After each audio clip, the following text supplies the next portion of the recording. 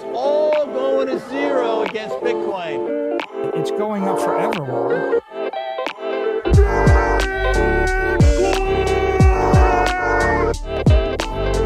You're against Bitcoin, you're against freedom.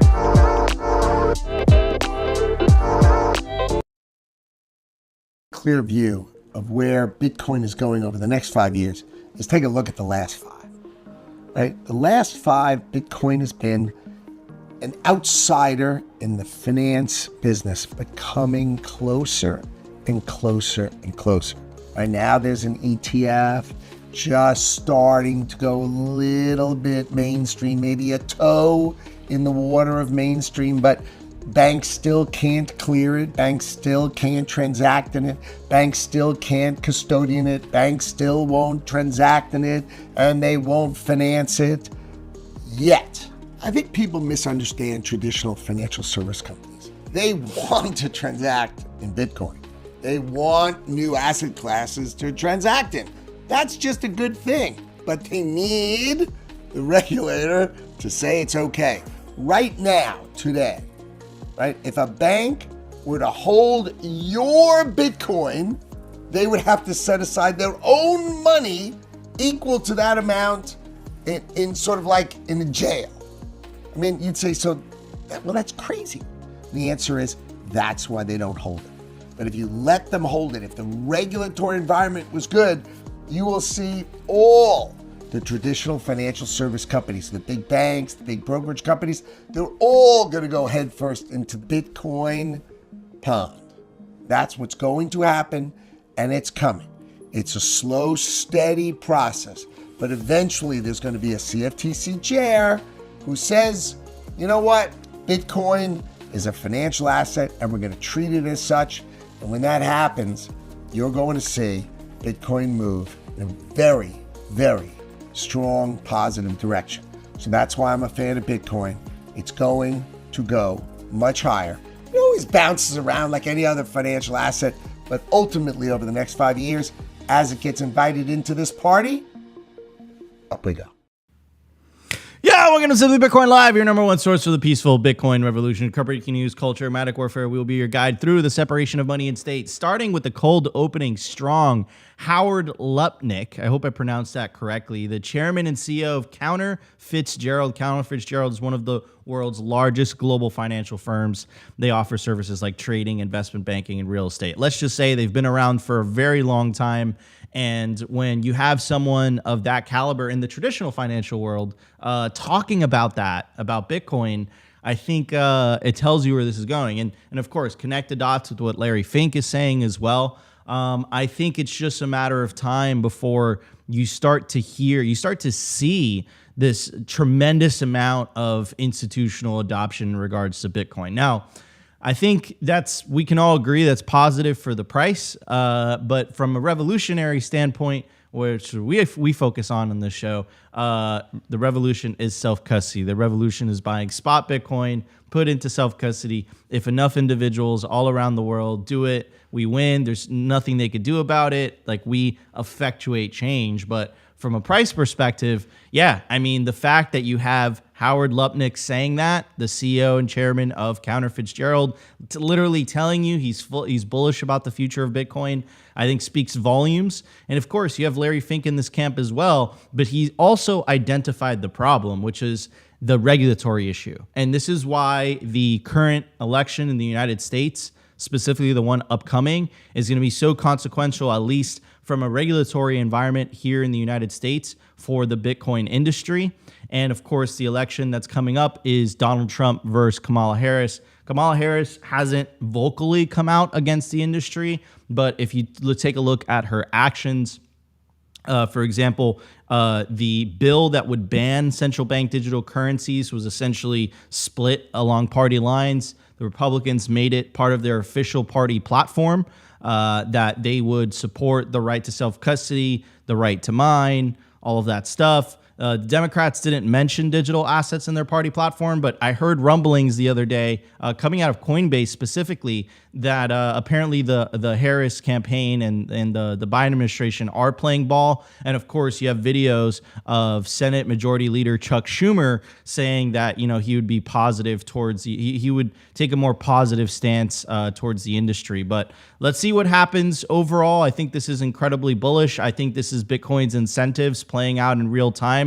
I don't think people like Larry Fink or Howard Lupnick would, just say these beautiful things about Bitcoin out of the goodness of their heart. I think they're attracted to the incentives, and that's why Bitcoin is ultimately going to win, because of its incentives. In other news, the headline of today, this is fascinating reading this article.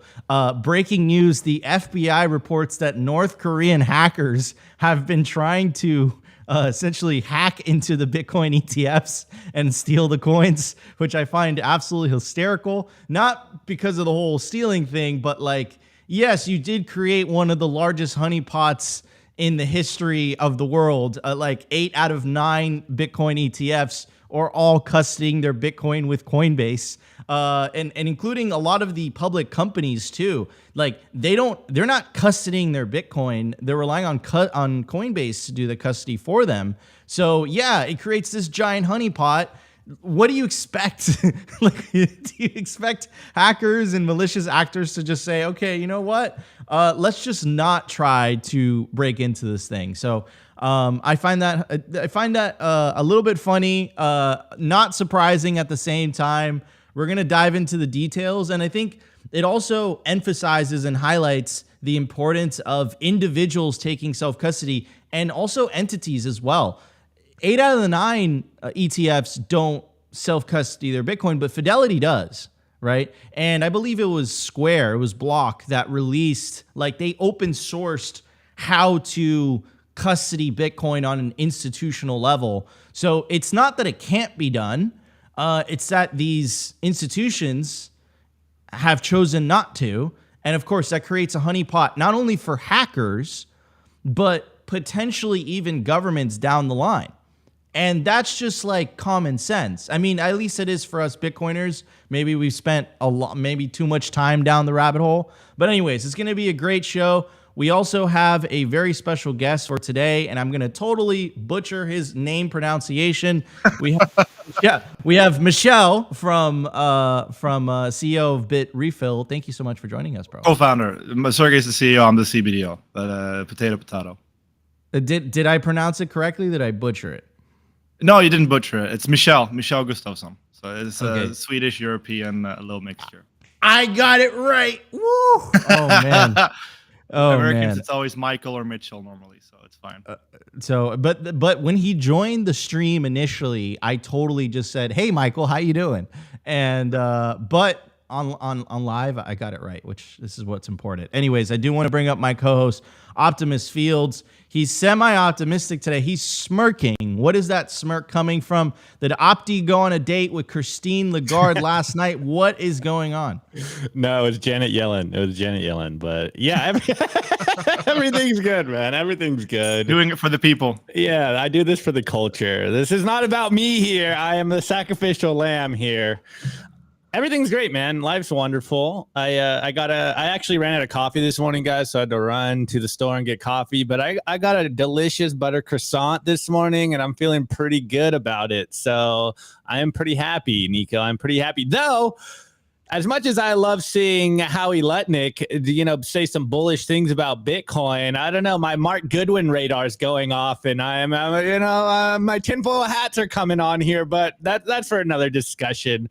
Totally off topic here. No. You should totally drop it. What are your concerns? I mean, I can't break it down like Mark and Whitney Webb, but if you guys know, go check out their work. And no, you can't reference something else without bringing up the context. Just know that Howie Lutnick is one of the main dudes named in all of the stuff that Whitney Webb and Mark Goodwin have been talking about. What are those things, Opti?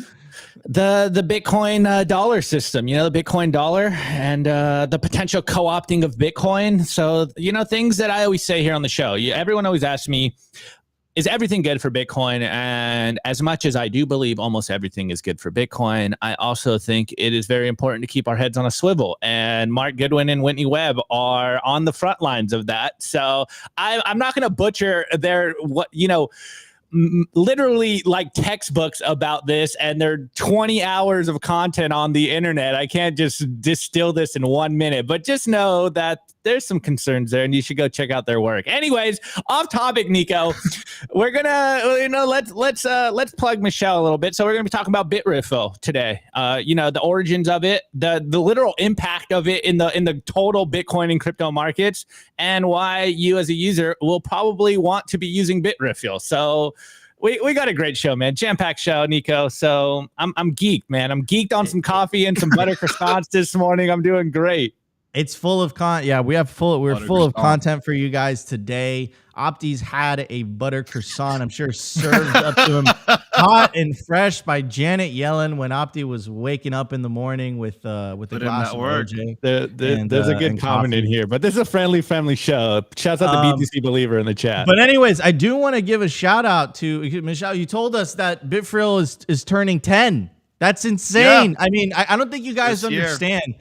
A 10-year-old company in Bitcoin is like the equivalent of like a 75-year-old company in traditional sense. That's what I would say. More or less, yeah. Yeah, I always reference it like in normal terms. It's like dog years or Gandalf or something if you want to have some form. Yeah, 100%. Dude, like a year in Bitcoin, like it reminds me of that meme of like that like 90-year-old guy, and it's like, I'm into Bitcoin, and I'm like Frank, 26 years old. You know what I'm talking about?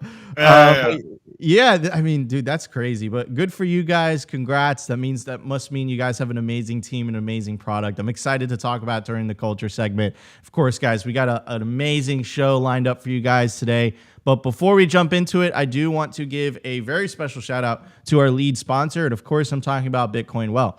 Bitcoin Well is the best place to build your automatic self-custody Bitcoin stack. It's a publicly traded company coming out of Canada that recently expanded to all 50 US states. It's one of the only Bitcoin on-ramps that is self-custody by default. That means when you buy Bitcoin on Bitcoin Well, you can't leave it on the platform. It goes straight to your self-custody Bitcoin wallet address, which perfectly aligns with the Simply Bitcoin ethos of the separation of money and state. To get started, go to bitcoinwell.com, put in your email address. The whole sign-up process takes 2 to 5 minutes, and bada bing, bada boom, you can buy automatic self-custody Bitcoin. Also, every time you buy Bitcoin on Bitcoin Well, you earn Bitcoin Well points, and you could redeem those points, but I spelled it wrong signing into this.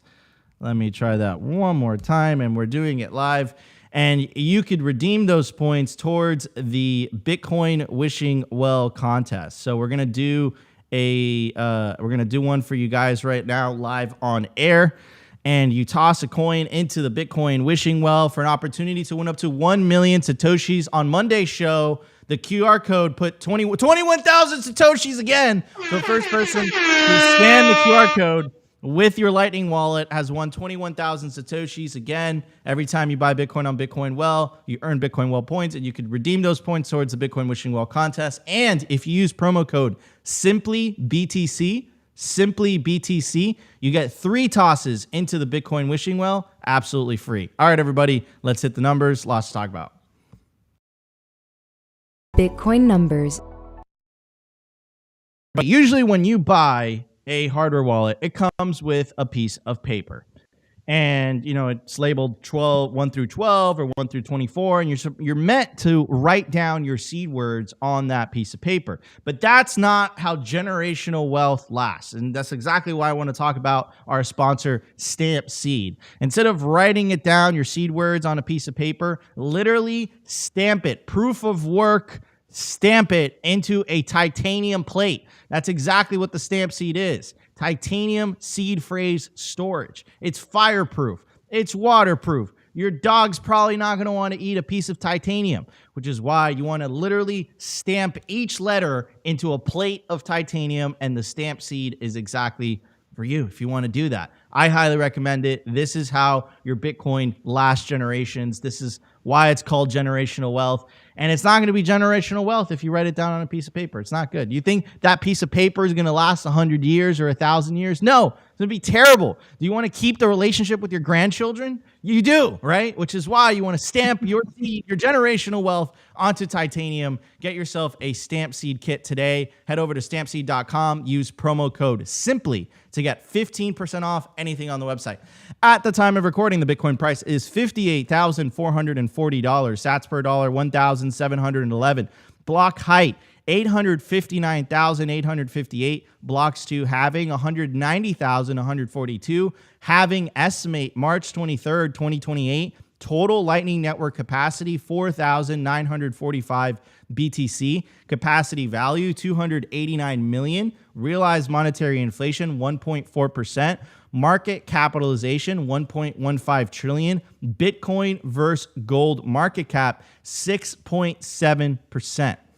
Anyways, I did want to talk about the cold opening that we played for you guys in the very beginning regarding the Cantor Fitzgerld CEO. Apparently, Opti already has a nickname for him, Howie. But anyway, so Howard Lupnick predicts that there's going to be a regulatory shift which will firmly integrate Bitcoin into the financial mainstream within the next 5 years. I mean, you heard him talking about it. That was a fully produced video with music, multi-cameras. Like, this isn't just something that he did on his iPhone. He put they put effort into that.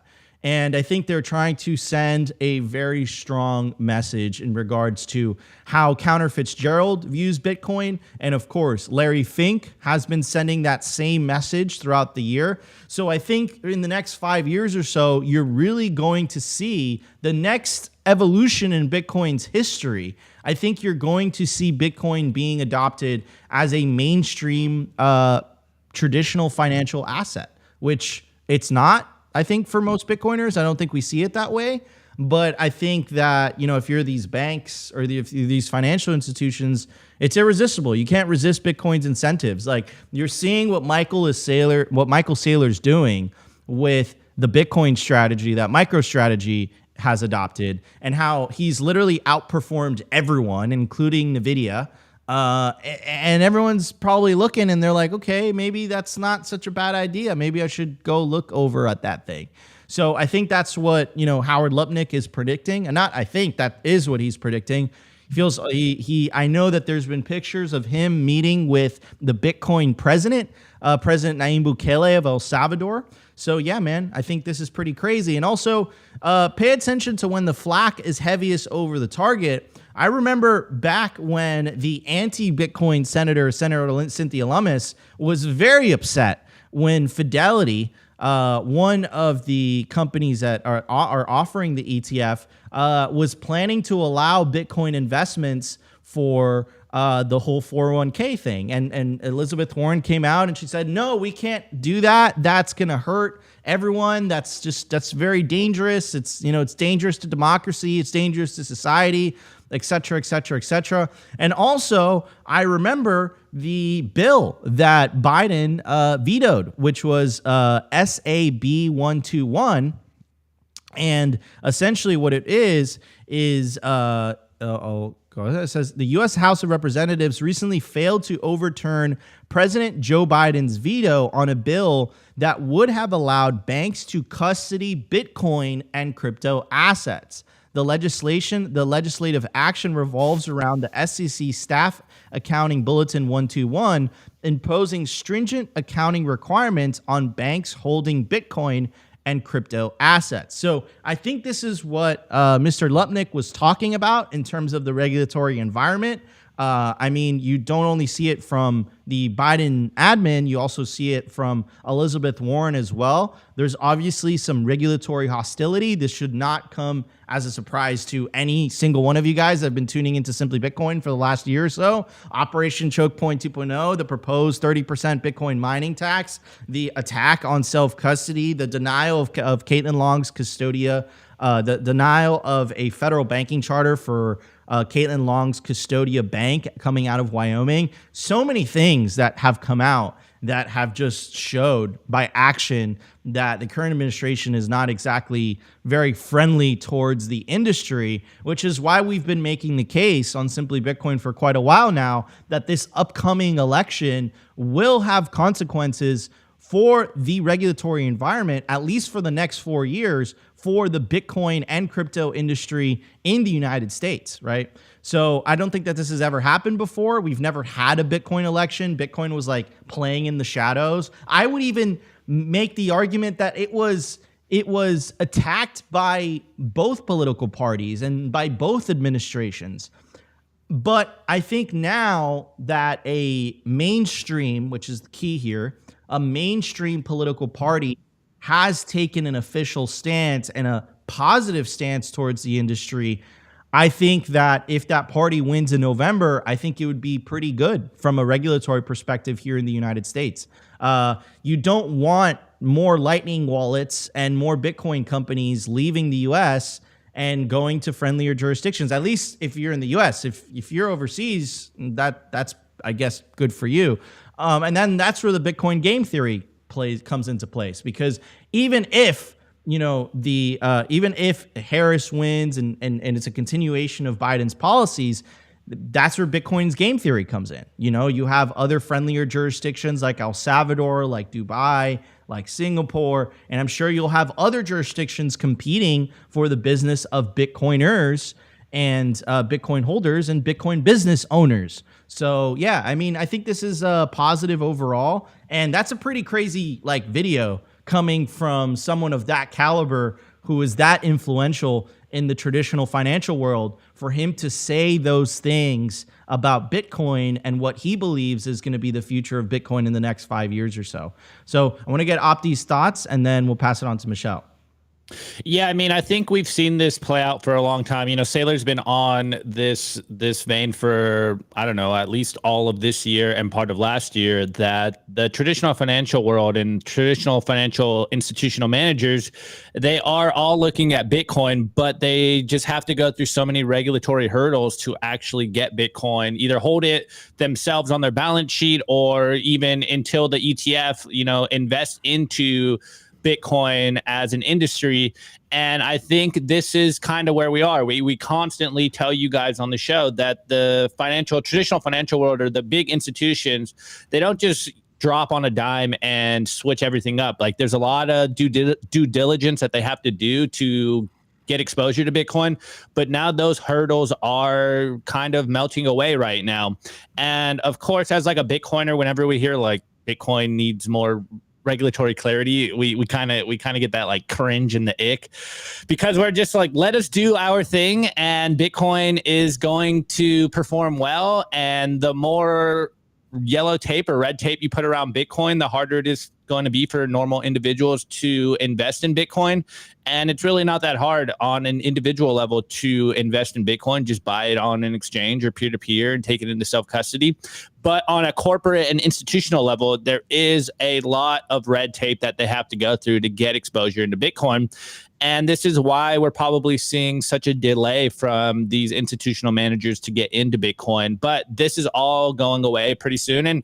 And let's not forget just how hard it was to get the ETF in the first place. Gary Gensler didn't want to approve that. He basically took it as his sweet time and tried to avoid it for as long as possible. And then it finally happened. And now we're kind of okay, that was cool. This is the industry maturing.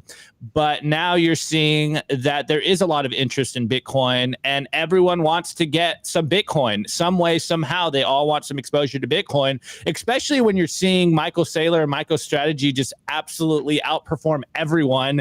Anyone with a brain is looking at MicroStrategy stock and being, I want this for my company. Why is there so many hula hoops that I have to go through, or obstacles that I have to jump over to just get Bitcoin on my balance sheet or get exposure to Bitcoin? And now that is getting cleared out, I think we will see a tsunami of capital finally get into Bitcoin. And I think that's what Howard Lutnick is kind of saying.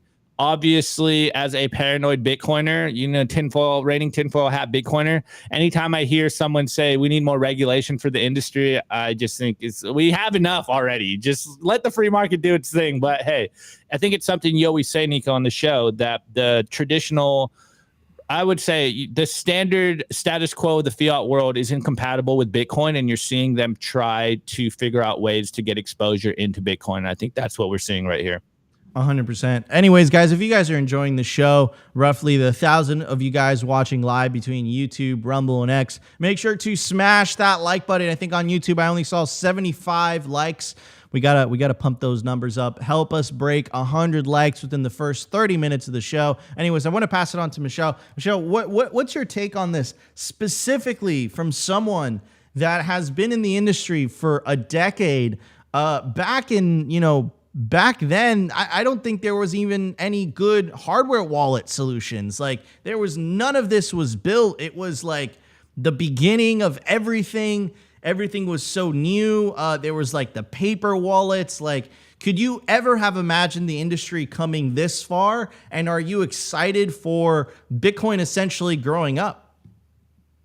Well, yeah, definitely. The main thing is, for people who weren't around that far back, don't understand not what a mess it was, but just how difficult everything was.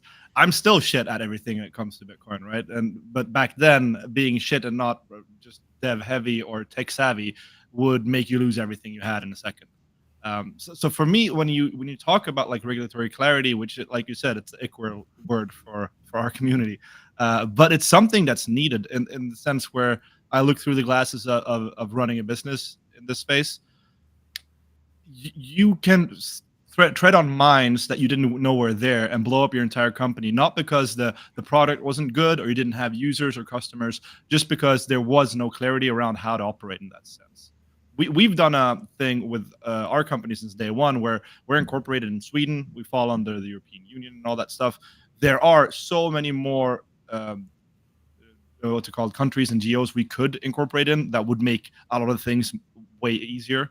But with that comes also like stigma, because if you base a crypto or Bitcoin company out of the Seychelles or Caymans, it's going to be harder to work with blue chip brands or larger companies in the space. And we've always wanted to be on the forefront, instead taking the fight with those types of people, getting them on board, and then creating a long-lasting working relationship. Then you kind of have to. Absolutely. And let me ask you something too. Like, when he talks about, the essentially the parting of the ocean, the regulatory environment is going to improve in the next 5 years, is as a successful Bitcoin entrepreneur, someone who's been running a Bitcoin company for a decade now, what would you like to see from regulators? Well, the country that makes it the easiest, being that less red tape, less hurdles just to get started, I would say, would be the dominant force very quickly in the world with anything Bitcoin related.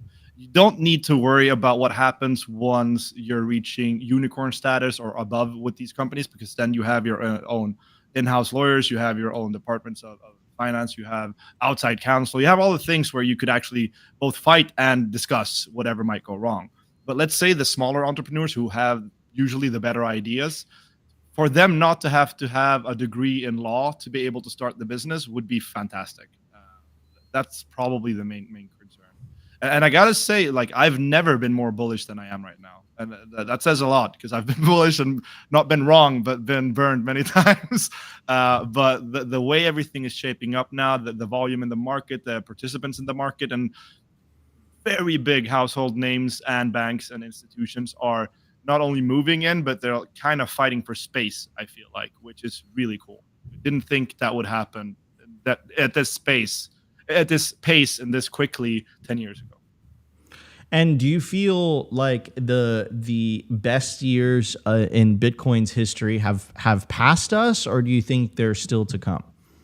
Oh, definitely still to come. But I had a funny conversation with Sergey, one of the other founders, about this, where when we've been to conferences lately this year, and the year before, I'd say as well, all of our friends that have been in the space for a long time as well, we're all kind of like, not old now, right? But I'm 35, I'm turning 36, I got kids.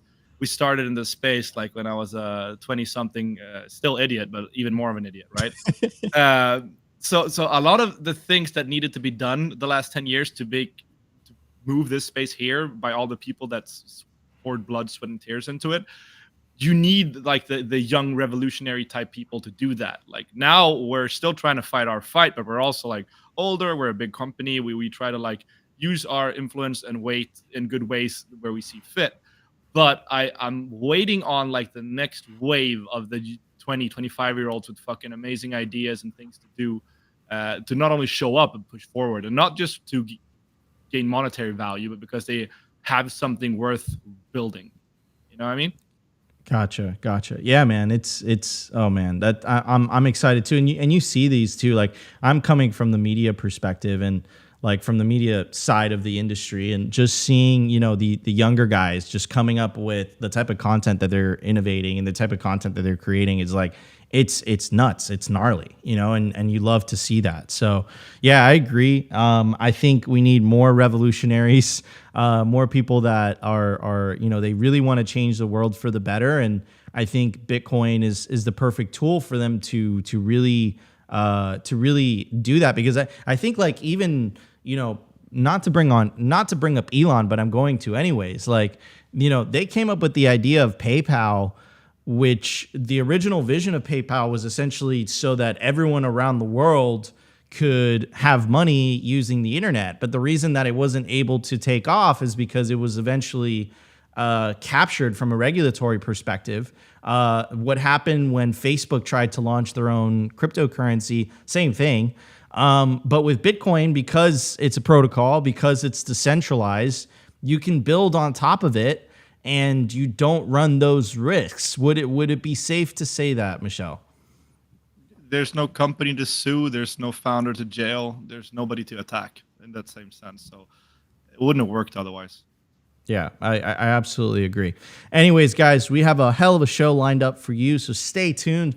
We still got the news. We're going to talk about the North Korean hackers and how they've been targeting the Bitcoin ETFs. But before we jump into it, guys, if you're enjoying the show, make sure to smash the like button. Really, really helps with the algos and helps us push the orange signal forward. All right, everybody, let's hit the news. The Daily News.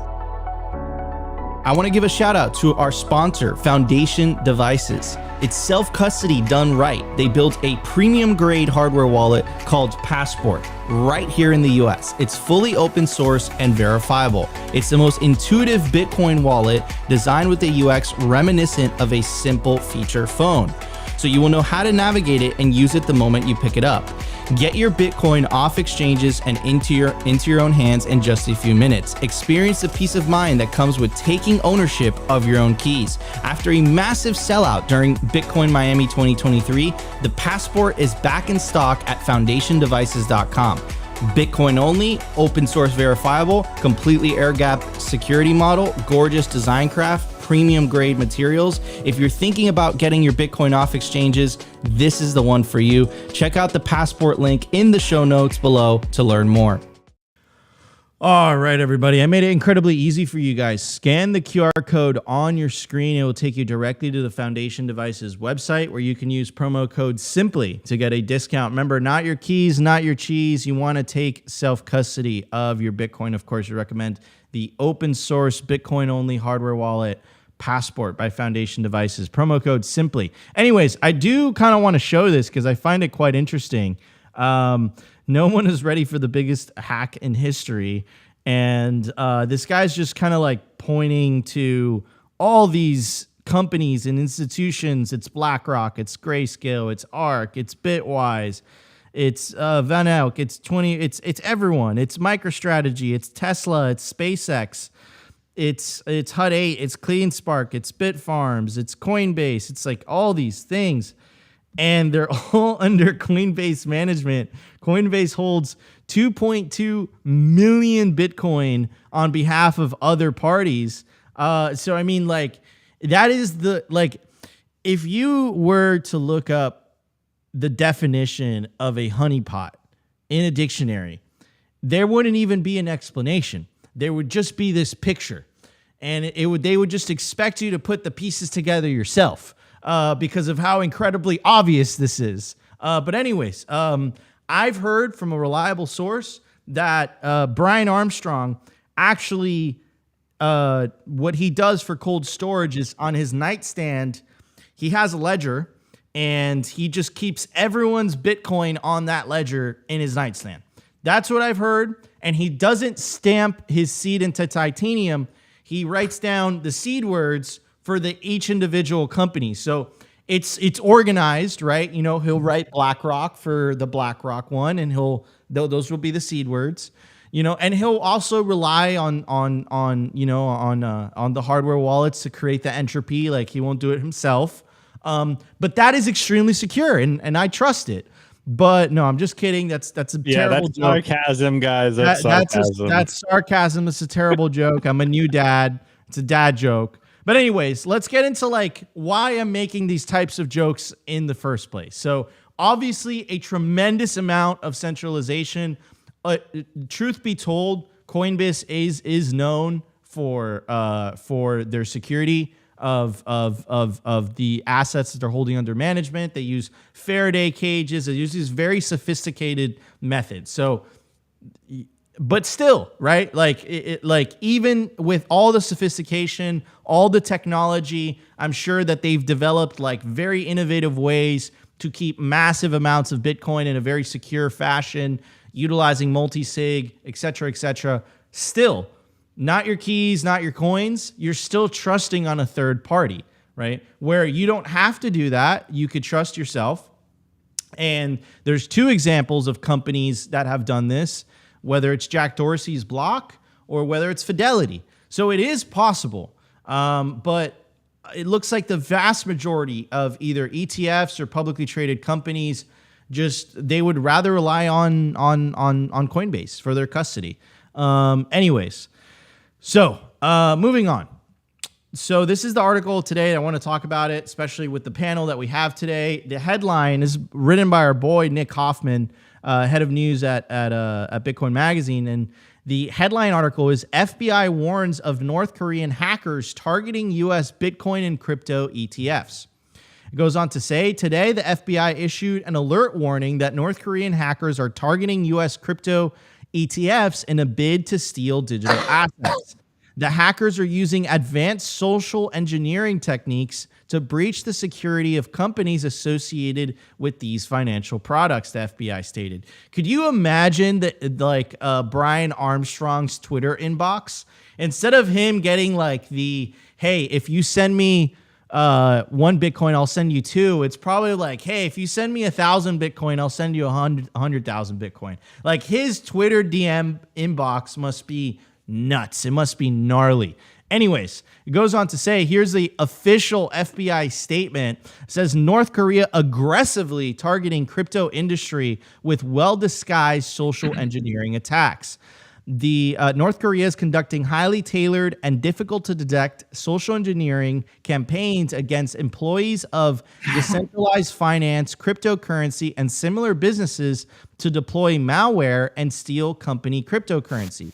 North Korean social engineering schemes are complex and elaborate, often compromising victims with sophisticated technical acumen. Given the scale and persistence of this malicious activity, even those well-versed in cybersecurity practices can be vulnerable to North Korea's determination to compromise networks connected to cryptocurrency assets. North Korean malicious cyber actors conducted research on a variety of targets connected to crypto exchange to the crypto ETFs over the last several months. This research included pre-operational preparation suggesting North Korean actors may attempt malicious cyber activities against companies associated with cryptocurrency ETFs or other cryptocurrency-related financial products. For companies active in or associated with the cryptocurrency sector, the FBI emphasizes North Korea employs sophisticated tactics to steal cryptocurrency funds and is a persistent threat to organizations with access to large quantities of cryptocurrency-related assets or products. The announcement includes an overview of the social engineering tactics North Korea's state-sponsored actors use against victims working in DeFi, cryptocurrency, and related industries, potential indicators of North Korean social engineering activity, mitigating measures for those most at risk, and steps to take if you or your company may have been victimized. So, I mean, this is pretty gnarly, but at the same time, like, when you see stuff like this, like it doesn't surprise me. It doesn't surprise me at all. Like that's a very, very big pot. And it's not like they're gonna be able to sell those coins either though. Like what are they gonna do with it? Like they're gonna take them and what are they gonna do with it? Anyways, but yeah, I mean it's not surprising. I would say not your keys, not your Bitcoin. Take self custody. Stop relying on a third party. Time and time again. Michel, you've seen this. You've been in the industry for a decade. You've seen multiple exchanges go down because they've either been hacked or they've been selling paper Bitcoin and they just don't have that Bitcoin that they've been selling. And then everyone starts to withdraw at the same time. The best person to trust is yourself. But with trusting yourself comes with a tremendous amount of responsibility. But I mean, like, look, if you can make a sandwich, if you can take care of a child, you can write down 12 to 24 words. Even better, don't write it down. Stamp it into titanium using the stamp seed promo code simply, and stop having to rely on other people with your money. I think that's as simple as that. I think Bitcoin gives you the tools to do that in a convenient and effective manner. I think that before Bitcoin, if you're going to custody a large amount of cash or a large amount of gold, it was impractical to do it yourself unless you're going to build like a vault underneath your house. I think most people couldn't do that. But I think with Bitcoin, theoretically, you can memorize 12 words and you could store millions, billions, trillions of dollars in your mind. It makes storing large amounts of wealth pretty easy. And it also gives you the ability to send that anywhere around the world without having to ask for permission. So with Bitcoin, like there's two things. There's what Howard Lupnick was talking about. There's what Larry Fink is talking about, which is the benefits of Bitcoin in the number go up sense. But then there's the revolutionary aspect, which is the take self-custody of your wealth, empowering yourself in the process. Because let's say you live in an unfavorable jurisdiction and they pass certain types of laws that are unfavorable for you, you could not only vote with your wallet, but you could also vote with your feet and go to a more favorable jurisdiction, but only if you take self-custody of your Bitcoin. And I think that's really the game changer. The game changer is you can custody your wealth in an effective manner, and it moves the balance of power from the state to the individual. Those are my two sats. Michel, I want to get your take on this. The North Koreans are trying to hack into, using sophisticated, and what's really interesting about this is the social engineering attacks, right? The social engineering attacks are fascinating because these are the types of attacks, and I'm sure that you guys have gotten emails or phone calls along these lines, and they can get really sophisticated and complex because they might know your family member's name, or they might know some detail about you that makes you trust that email or makes you trust that phone call. But remember, like, no matter who it is, don't give them your seed words, right? Don't take a picture of your seed words and put it on your iPhone. Like, stamp that into a piece of titanium and put that in a very safe place, and don't let that ever touch the internet, type of thing. So anyways, I want to pass it on to you, Michel. I'm sure that this is something that you've experienced over the last 10 years that you've been in the industry. And I also want to get your opinion on, this recent news of North Koreans trying to hack into the Bitcoin ETFs. Yeah, well, I read this when it came out, and I had to game theory it a little bit in my head. Because there's also the instance now where, when does something reach too big to fail? Like, I don't think Coinbase failing would make Bitcoin fail, but it would be a complete cluster if it happens, in the sense where it would take a lot of time to recover from it, which is really bad when one entity in the space can have that type of impact. We've seen it happen, light versions of it before, I'd say, compared to if this would happen. But the main thing that scares me when it comes to this, if you look at the social engineering attacks, it's normal banking systems with a lot of hurdles and checks and balances and things. They get social engineered now with deep fakes, voices and AI, where I read something a month ago where they stole a few 20, 30 million from a bank executive because his boss called him up on FaceTime and told him to approve this transfer. And it was him he was talking to. and that's with all of the extra hurdles to get through. If somebody gains access to, not gains access to, it's not only with the social engineering, when it's this much, right? It's also an attack vector, or if we think it out, where how much threat / danger would a person have to be in to give up keys or give up access? So sure, I'm guessing that Brian has like a shit ton of security. I would in his situation, but there are people around him he cares about. That's also an attack vector. When there's like a one point of failure that's this big, it's kind of scary. Because with a bank transfer or with fiat, there's always a different type of paper trail if you try to steal these large amounts, where you would be able to somehow prevent it or catch the people doing it. I think, at least, right? But whereas if you actually break through and you get access with Bitcoin, it's just gone, right? It's not yours anymore. So I don't really have a solution for it. It's just when I game theory it out, it's like a hell of a lot of risk to have a one entity, one point of failure, or one person, or a few people. Yeah, 100%. I think that's Totally. that's an amazing point, right? And I think that, like, if you're an individual, right, you should definitely look into multi-sig and geographically separating your seeds. Those are all things that you can use to your advantage. But you got to use the tools. Like, if you don't use the tools, then there is no point. I bet you they've spent a tremendous amount of time. And if I'm Brian Armstrong, like, he's essentially holding the faith, Michael Saylor, like at MicroStrategy, it's like, yeah, they have Bitcoin, but it's Coinbase that has that Bitcoin. It's really Coinbase that has an IOU for MicroStrategy. I'm sure they have their own dedicated address. I'm not doubting that whatsoever. They're definitely not rehypothecating that, but how would you know? Right? But let's just say they have their own dedicated address for it, and it's secure, et cetera, et cetera. It's still not MicroStrategy's. MicroStrategy, like Coinbase, has an IOU to MicroStrategy. I don't think there is any type of legal protections. Like for example, like in the US, bank deposits are protected up to a certain amount, right? I don't think those types of protections exist for this type of setup. It's kind of like a trust me, bro. And I'm not saying that it's not a strong trust me, bro. I'm not saying that, like, of course, Coinbase definitely has sophisticated custody solutions for sure. I'm not doubting that whatsoever.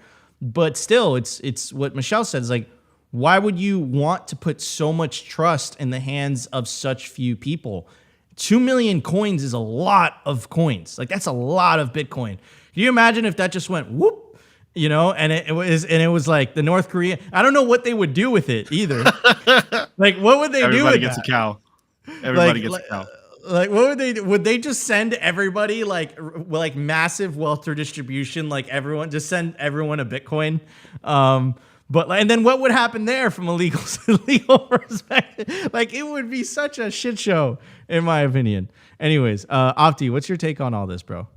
Yeah, I mean, first, I think we got to clear the air. I know we were trolling Coinbase in the beginning of this, but you'd have to suspect that they have a very secure storage setup there. They're obviously been in the game for a long time, so I'm pretty convinced that their setup is pretty secure, at least internally. But I think the biggest signal here for the fact that there's 2 million, Bitcoin being held by Coinbase in custody via all the different ETFs and all the company is really just kind of pointing out that most people that are in the traditional financial world just don't really want to actually custody their own assets. At least that's what I've heard coming from traditional financial people. And we kind of get that same trend from people like you're going to yell at me because I always say boomers here, but the boomers don't want to custody their own assets. That we've seen this play out for a long time. And I think we're kind of seeing that play out right now with Bitcoin and crypto at large. But I also think it's kind of a regulatory thing. Howard Lutnick said it in the beginning. Michael Saylor's kind of been saying this for a while as well, that custodying Bitcoin right now, if you are a corporation, is a hard thing to manage. There is a lot of paperwork and a lot of obstacles that they got to go through. So it's not as cut and dry as someone that's an individual would think. That's just like, dude, bro, just take your Bitcoin in custody. There's still some hula hoops or obstacles that people have to go through if you are an incorporated business. So I think that's one of the things that are playing, or maybe both of those things are playing out right now, with the regard to so many companies holding their Bitcoin with Coinbase. Maybe there's also, really, when you think about it, there's not that many competitors right now in the industry that are doing custody of Bitcoin for companies and these ETFs. So there's a lot of things at play right now, and I think those will get figured out in the short term, or maybe in a couple of years or whatever it is. With that being said, of course, all the coin being held by Coinbase is a concern, at least if you have Bitcoin exposure with any of these ETFs or any of these companies. I think anyone that is actively thinking about the attack vectors has thought about this, and it's got to keep them up at night a little bit. Like, if you're not thinking about it, then you're not thinking clearly about this. So this is why we're always telling you, at least on a personal level, custody of your Bitcoin is the revolution. And the outlier, and it's the outlier in traditional financial worlds right now. Like, this is the revolutionary aspect of Bitcoin, is that you can actually take your wealth into custody and you can send it wherever you want, permissionless, with the censorship resistant properties of Bitcoin. All that being said, onto the North Korea hack stuff. Personally, Nico, this feels like a little bit of fun. I'm not gonna lie. Like, I know it sounds kind of legitimate coming from the FBI, but again, maybe it's my tinfoil hat radar going off, and it just feels maybe like some misdirection. Obviously, I think we can all agree that Coinbase probably gets hacked, or at least tries to get hacked a lot. It is a honeypot, and so the hackers out there, people that are trying to socially engineer and get a big pot of Bitcoin, they obviously have to be attacking Coinbase. So there is a possibility that this is happening. I'm not saying that it's not happening. I'm just saying, when it comes from the FBI, I'm like a little, maybe there is some sense of legitimacy here. But I think the point still stands that all that Bitcoin being held by Coinbase is a concern, and hopefully entrepreneurs and Bitcoin entrepreneurs out there figure out a solution to this. Because personally, and I've said this before, and I know we have the YouTube AI on us and stuff, but all that Bitcoin held by Coinbase personally just kind of sounds like US government coin as far as I'm concerned. So, I wouldn't want to be holding my Bitcoin with Coinbase. But again, there's probably not too many mechanisms in the market for there to be diversification of custodians holding Bitcoin. And I think that will get figured out in the future. But yeah, it feels like a little bit of FUD to me, Nico. But hey, what do I know? I'm just a guy on YouTube. Hey man, it's a great article, dude. Like, the North Koreans are, trying to steal the Bitcoin ETF. Yeah, like, and I'm not saying that's a great headline, and yeah, sprinkle that in with the FBI announcement. Like, who doesn't want to talk about that? It's well, like, I'm not. Yeah, and North Korea, it's like a mysterious country. It's a mysterious country. Like, Rocket Man bad. Don't trust them. They've they have a relatively unique economic model and unique form of government. So I think, we've seen North Korea be used as a scapegoat before to justify the arrest of the Tornado Cash developers. So, again, like, it's of course, I think you're right to be suspicious in that sense. But I think it's an interesting conversation to have, and I think we're going to keep bringing it up, which is like, Coinbase holds an F ton of coins for other people, and I think that number is just going to continue to grow.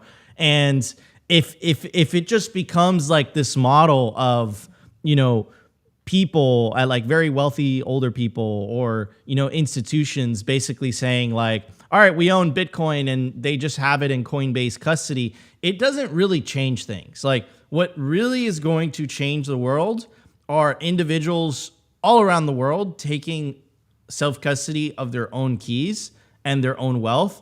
That's what's really going to change the conversation, and what's really going to change the dynamics of everything.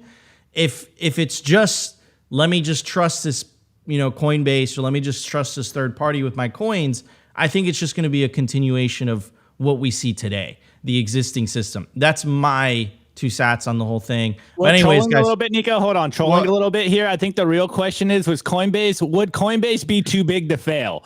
How would they respond if the rug pull did happen? Anyways, jump in, Michel. I had a little thought when you talked about insurance before as well, which like makes sense. There has to be someone trying to figure out a way where you could pay enough to secure that if something happens, you'd be able to recoup your losses, right? But it's kind of funny how we then segue from everything we talk about what's revolutionary and the unique point of Bitcoin into like normal, ordinary fiat world where they might say it's insured, but then in the end they're like, oh no, we just have to bankrupt our insurance company because we can't do this. It's like it would be relying on the old powers again. Yeah, it's an interesting situation. Like we got to be able to bring it up and talk about it because it's interesting. It's interesting. Anyways, guys, let's get to the culture. We talk with Michel, CEO of BitRefill. We're going to talk about BitRefill, what they do. So stay tuned. Anyways, here we go. The Daily Culture.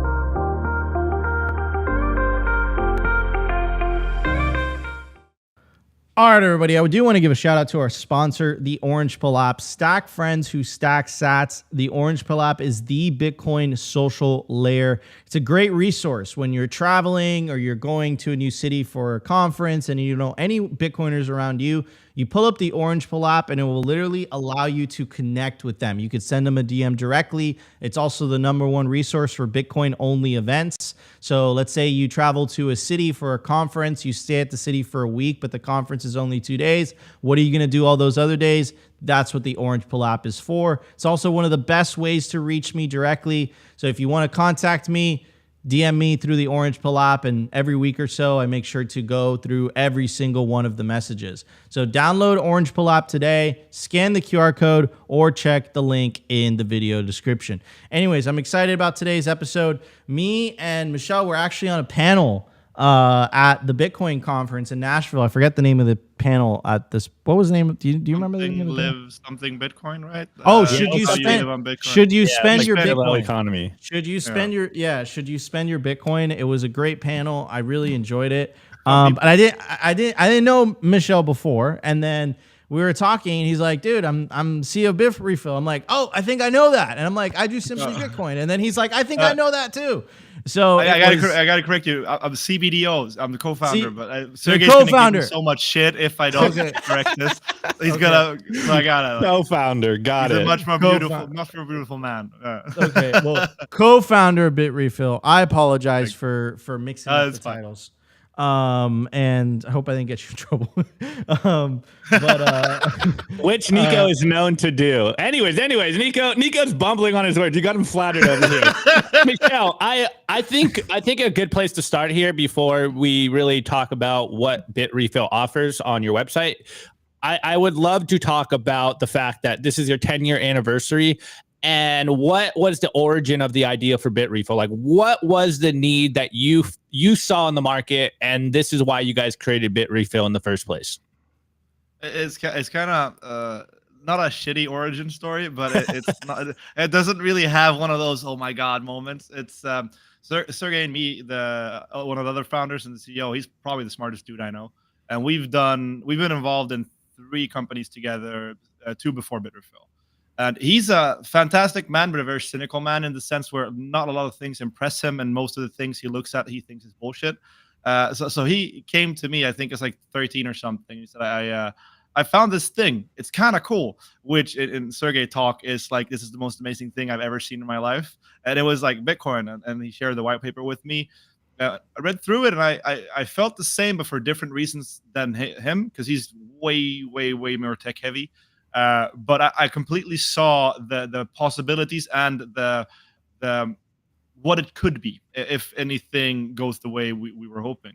So we just looked pretty early on like, okay, so this is supposed to be like magical internet money, but you can't use it anywhere or buy anything with it. That's kind of shit. What can we do to fix that void? And what type of markets would be a good fit to put online with Bitcoin in the beginning? The first thing we tried out was prepaid airtime. So you remember back in the day, you just got like scratch off tickets to refill minutes or texts on your phone. that was a market that should be online, but wasn't due to fraud. You couldn't basically have it online due to credit card fraud. But Bitcoin solved that, right? So we plopped up the first gen of the website with just prepaid airtime top ups around the world, and it kind of worked. Not heavy volume or heavy usage, but like some dudes in Africa, some dudes in the US, people just were using it pretty straight off the bat. We got shared a few times in the media because of it, and that gave some more traction. So we started looking at other products that would be like actual spending Bitcoin and living your life on Bitcoin, not just buying, holding, and waiting for the future, but actually going into the circular economy of it.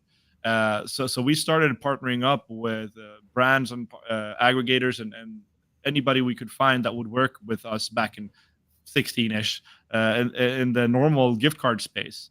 And over the years now, it's built out to you can basically buy anything you could think of buying with Bitcoin through us, whether it be food or paying for trips, or we don't do cars and big houses and stuff, but anything else in your everyday life, groceries and stuff, you can basically get through us. Love That's it. awesome, Okay. man. Okay. I didn't think about this before the show, but I'm thinking of this now because I think it's a perfect time to point out the FUD of people saying, Bitcoin's not money. You can't use it to buy things. And it's like, okay, here we are. You can buy things in the real world. Is this proving that Bitcoin is money, Michel? Completely. Yeah, definitely. We're at least a good little sidestep until, like, it's kind of funny when you're hoping for something that would completely destroy your business plan. But we are the middle step to before the actual brands themselves accepting crypto and Bitcoin payments directly, mainly Bitcoin then. But until then, we'll be here for them. That's basically the thing. Love it, love it. And I am gonna blow some smoke up your ass a little bit here, because when I did do a little research, and we did talk about this earlier, so I'm not throwing another curveball at you, but it was very eye-opening to me, the fact that BitRefill is one of the biggest commerce platforms in the Bitcoin crypto industry. And 10 years building a company, so like kudos to you, bro. Like, that's amazing. That's awesome to hear. I know you don't want to brag too much about it, but maybe you can touch on it a little bit. Yeah, no, honestly, I don't know how I got this lucky, because we have a company. I have a company with my best friends that we haven't diluted or done stupid races with, so we still control it ourselves, and we don't have VCs in the back that try to tell us what to do, which is, I think, is why we've survived as well, because a lot of the choices you have to do and had to do during the last 10 years are not sane choices. They are not what a normal person would do in a grown-up adult environment, but because we could do them and we saw them as the best bet, we've grown, prospered, and survived right through a lot of bear markets and a lot of other companies going under with really good ideas. But I don't know how to say it. It's a weird thing when you're standing here 10 years later with a lot of the brands we work with that are big and global, where in the beginning they wouldn't even like take a call from us, because all they related Bitcoin to was like Silk Road, kidnappings, and drugs. Whereas now we're like one of the most premier appreciated partners they have, because the volume is good. And on top of that, the consumers that come from the Bitcoin space are like the premier type of customers normally. Like the ones that spend a lot, they buy intricate things, and they're good customers, and not like the low shopping end if you look at the e-commerce space. So that's been very cool doing that journey and trying to hold hands with a lot of suits and explain to them why it's not dangerous for them to do this. And actually, another question popped up. Sorry, Nico, I'm taking over here. One more quick question. I have a question. No. You said something about you didn't go the VC route, so you bootstrap this. Mostly, we do have a few external investors, but we haven't done fundraising in a long time. So we bootstrapped most of it. We also it's it's like, I would say a pretty big not pat on the shoulder, but we were part of an incubator very early on from Draper VC. They had an incubator called Boost. Back in the days then, I think we got like 50K US in Bitcoin from them when we did that. And we just kind of didn't swap it out of Bitcoin, which is like complete insanity if you look at anything with runway and trying to survive as a company. But that made it so we could segue into a few years without having to go for another race before we became profitable. So it was a huge risk, but we believed in the ecosystem and what we're doing, right? It's just not a a little bit. So yeah, it worked out. Legend. That's awesome. Okay. Before I pull up the website and we can talk about the services that you provide on BitRefill, my next question was going to be, you kind of mentioned it. What is the response that you're getting today from companies when you reach out and try to get new gift cards? Are they more like accepting of it, or are they still thinking like, I don't want to get involved, it's too risky? Nowadays, it's super good. It's actually them reaching out to us a lot of the times because we, in both the gift card space, but also e-commerce. Like if anybody's buying anything with Bitcoin, it's 1/3 of the global e-commerce volume, according to research, like Arcane Research, I think it was, is us. So like if you want to touch this space, but you don't want to carry regulatory and treasury risk, we're the premier option for all of these partners. So it helps a lot that we have so much in our history now, and we have so many of the large brands that have done both business cases on us, and we can share what type of users, what type of usage it brings in volume for them. So now it's more of a like, oh, they see an untapped market because the normal e-commerce market is kind of saturated when you look at anything. So this is a completely new user cohort for them that they, in a safe way, can get access to through us. And users just love when we bring in new products, right? Because if there's a thing you want that you can't buy with Bitcoin right now, you tell us, and usually we manage to secure it in a month or two. Love it. Okay, I'm gonna pull up your website. So, plug TLDR, BitRefill. What products and services can people use Bitcoin on BitRefill?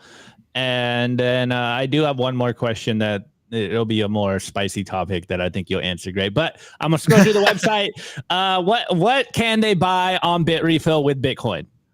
It's gonna sound cocky, but what can't you buy? Like you couldn't buy a house, you couldn't buy a car. Like there are certain things that are way too big. But anything you've bought the last week that's like food, groceries, travel, tickets for trains, tickets for airplanes, anything you've shopped online, I would bet it's on our site. If it's That's not, awesome. it's probably doable to get up there as well if it's a large enough brand.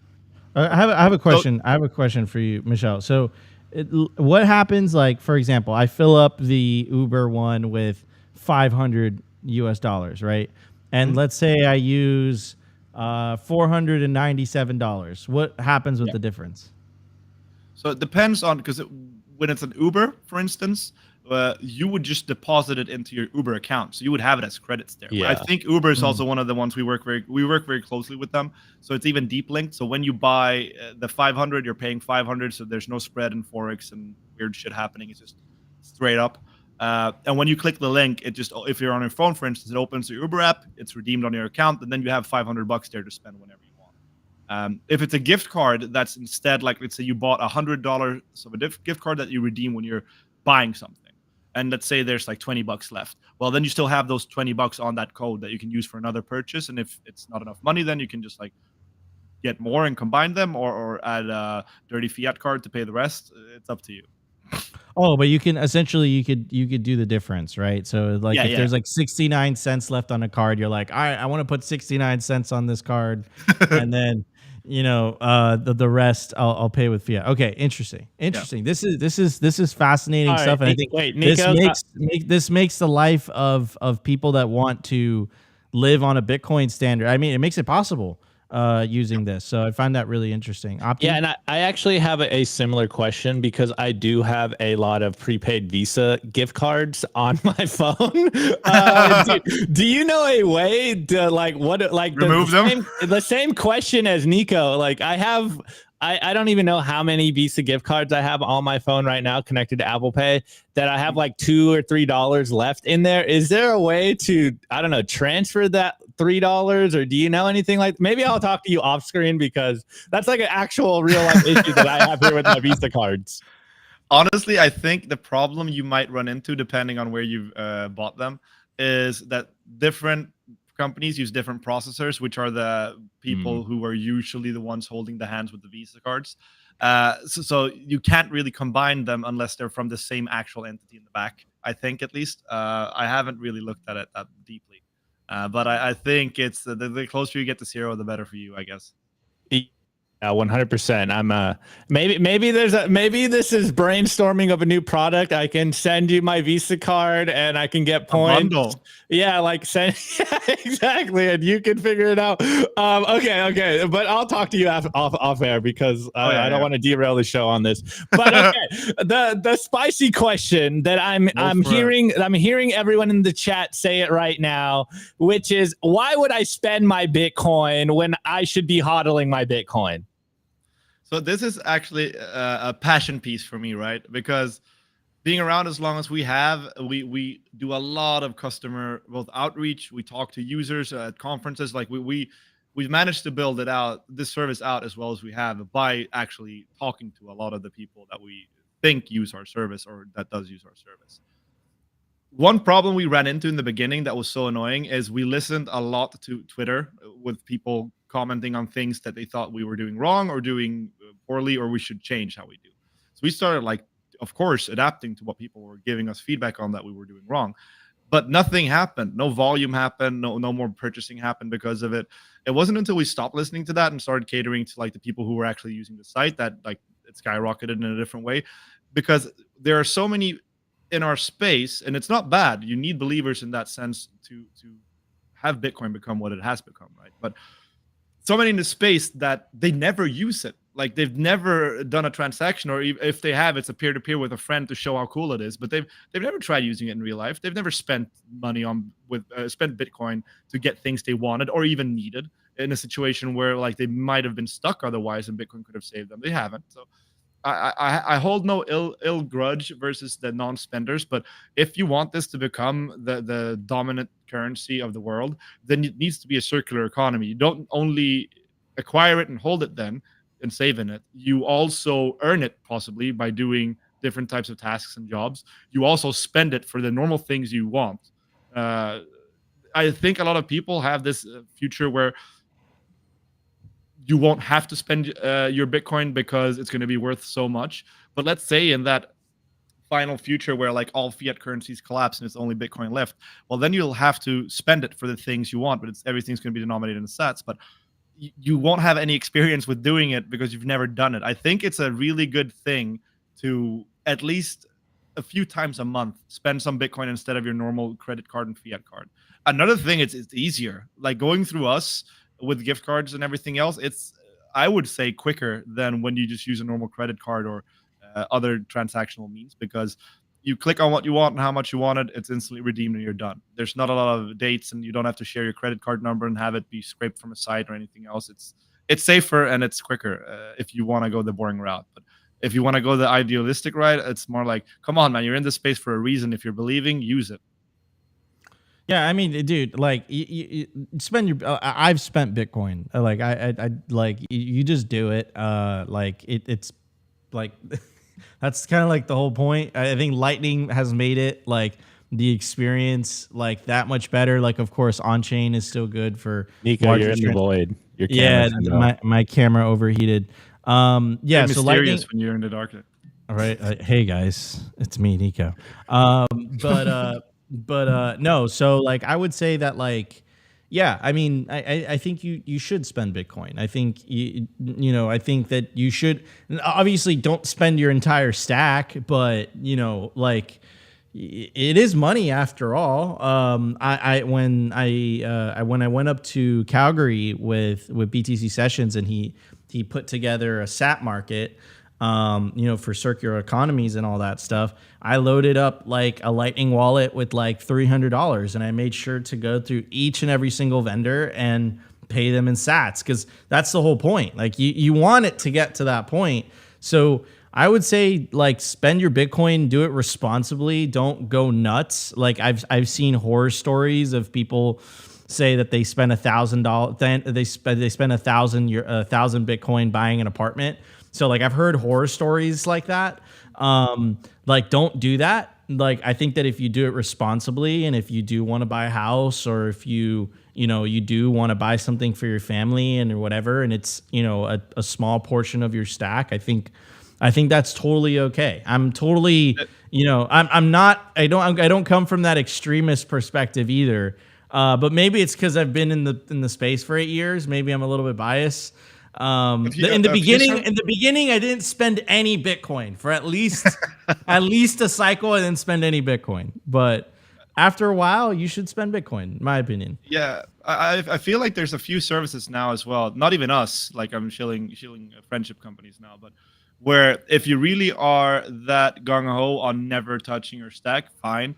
There are services where you, with even self custody, I believe, you can borrow against your stack in fiat and then spend the fiat. And if the future goes as we are envisioning it does, then sooner or later, whatever you borrowed against it to maybe then buy that house or maybe a larger purchase might just be nothing. So there are options even when you don't want to touch your stack. Yeah. No, there is the collateralized loans that you have to watch yourself on the margin call there, like on the downside. But yeah, there are definitely ways where you can utilize your Bitcoin and not have to sell your stack. But again, I think all this comes with responsibility, and all of it comes with trade-offs. Like there's all pros and cons to all of this. But anyways, I really enjoyed this episode. Wait, one last question. Again, I don't want to put you on the spot, but it's a good question in the chat to clarify things. What are the privacy concerns for people using Bitrefill? Well, I'd say none in that sense. Perfect. But, so when it comes to thresholds, I don't know them by head now, but anything less than X amount, I should have them in front of me now. But let's say I'm not 100% sure it's this amount, but let's say $500. Anything less than $500 per day per user is treated regulatory wise, both in the US and EU and everywhere else, as a cash purchase, right? We're a store where you buy things, so there's no need to like go through a lot of hoops and KYC and stuff for that. If you want to buy larger things, let's say you want to spend $10,000-$20,000 on like a big trip or something, then we have options where you could KYC optionally and then get access to higher amounts. So those are the things, and we would never either share or leak or do anything with personal information, what little we might have, unless under like criminal investigation of that person and subpoenas, like everything you could imagine. Yeah, awesome.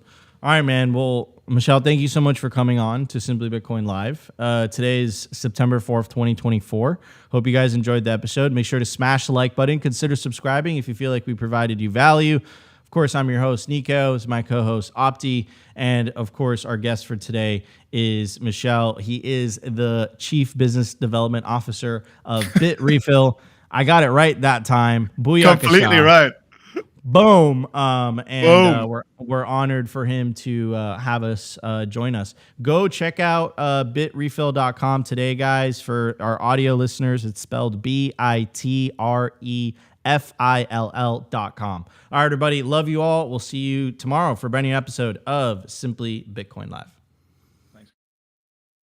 It was brought to you by bitcoinwell.com, on a mission to enable independence.